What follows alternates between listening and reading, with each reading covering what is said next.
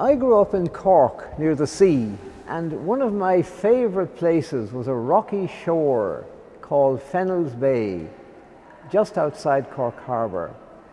And I wrote this poem fairly recently, just to bring back the memories of that wonderful rocky shoreline with rock pools. And it's called Sea Tangle. The coil of rope dropped into water soon becomes a tangled mass, twisted by an unseen current beneath the surface of our imagining. Our lives, like the stranded wrack at ebb tide, lack buoyancy and form. The unsupported weed now hides the shore, clothing rocks, hollows, and water-filled pools. Searching for bait crabs in the fallen forest, I slither into a hidden pool's embrace, filling my boots with cool sea water, with reality now brought face to face. And will the sea yield its secret wisdom? Perhaps in 1,000,000 years or more, when the ocean's floor has become dry land, and dry land the seabed, and the world an endless shore. By then, our body's chemistry will have changed, and the never-ending tug of evolution takes its toll, and the human genome recently unclothed will have taken its place in the Earth's Museum's honor roll. And in addition to the sea, one of the things I also love are trees. And a couple of years ago, I was a bit horrified by the way some trees in County Westmeath, where I live, were cut down and just burned. Others were simply left lying there. While in one particular house, a tree was taken away and was it was sent off to Letterfrack. So I wrote a poem about the different fates of two trees. And here we are. It's called Trees. Two great houses, two trees, each magnificent in an antique landscape, survivors of saplings, rooted centuries past. 9 presidents came and went, 2 revolutions and 2 world wars. Now they are fallen, Ozymandias in Parkland. For one, an end by chain and fire, dismembered. They say its branches burned for 3 days. Blue smoke curling on grey turrets. For the other, a different fate, taken west to be transformed by craft, furniture for those who minded. For us too, we come and go. Some disappear in a blaze of fire. Others live on in what they have created, or what has been created from their memories. One of those trees, by the way, used to grow near Tullynally Castle, where I lived for a while, and hence you got the smoke curling up with the grey turrets. And we loved Tullynally. We used to call it Pilkadvarets, which is Lithuanian for grey castle. And mentioning Lithuanian there, one of the things that inspired me quite a lot in my life was spending time in Lithuania, a Central European country. In fact, the very geographical center of Europe is in Lithuania. And it's had a remarkable history. And I really only started writing after I'd lived in Lithuania. For some reason, the place inspired me, and it stirred my heart in a curious way. And reading about what happened in the Soviet period, when thousands, hundreds of thousands of people were taken away by train to far distant places up north by the Laptev Sea, and just simply eked out their lives or died. And I call this the peopled forest. I have seen the bark peeling from the pines, stripped by the winter winds in Žemaitija, Nida, Panerai and Wicklow. On the Atlantic coast and by the Laptev Sea, forests yielding to axe or saw, they're fallen in unmarked pits, white branches, knotted limbs from the uncaring, cloudless sky.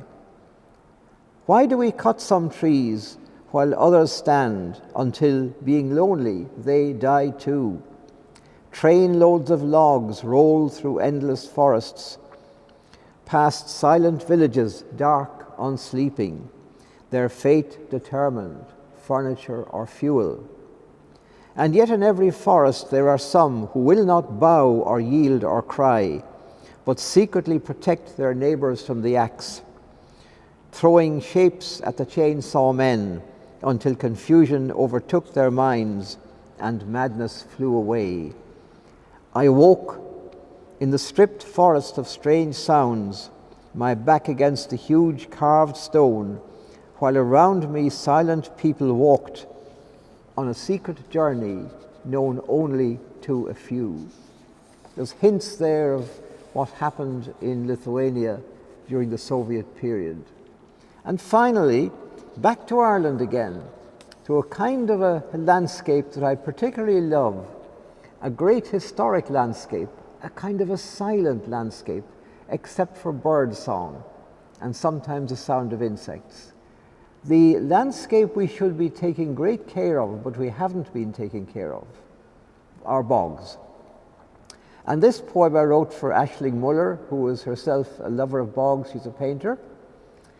And it reflects the fact that bogs not only are very good for sequestering or holding on to the gases which cause climate change, but they're also places where bodies are found, and you can see these in the National Museum. So, bog. Bog, life-giving, preserving, bog bodies, sequestering greenhouse gases, stretching to the horizon's edge. Do not pass here or a stake will be driven through the heartlands of many colours, where nature rules softly in rushy pools of frog spawn and sphagnum, forever storing our exhalations. Thank you. I'm a member of Zero Waste Alliance. I'm one of the founder members. It was started in 1999.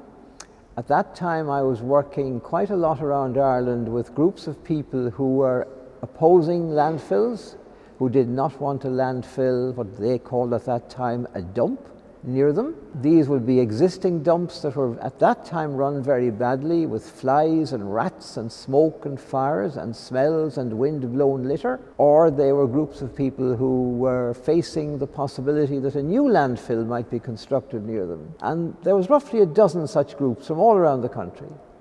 And they decided one day to meet in the Hudson Bay Hotel in Athlone, and for a chat to discover, what were the common issues which faced them, and how could they do something about these terrible landfills. And that was the beginning of Zero Waste Alliance Ireland. 1999, that's nearly a quarter of a century ago. We've been going ever since, a small environmental non-government organisation funded out of the Environment Fund. We're not as big as Antashka.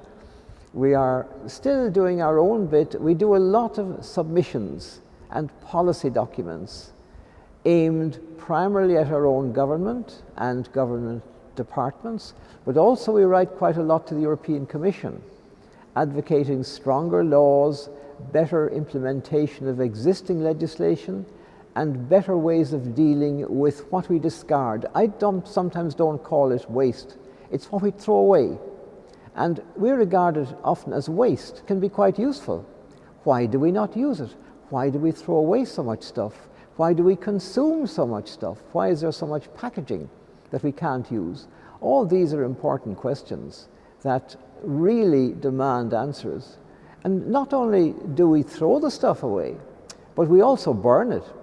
And burning it does pretty bad things for the climate.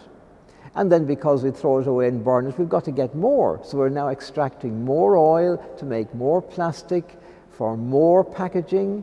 So it goes on in a kind of a linear fashion. Take it from the earth, use it, transform it, process it, manufacture it, and then throw it away. What we should be doing is recycling, the circular economy. Can we do it? We can. Some countries do it very well. We're fairly far down the scale in Ireland, I'm sorry to say, but we have the opportunity to become better if we can push the necessary buttons in certain government departments.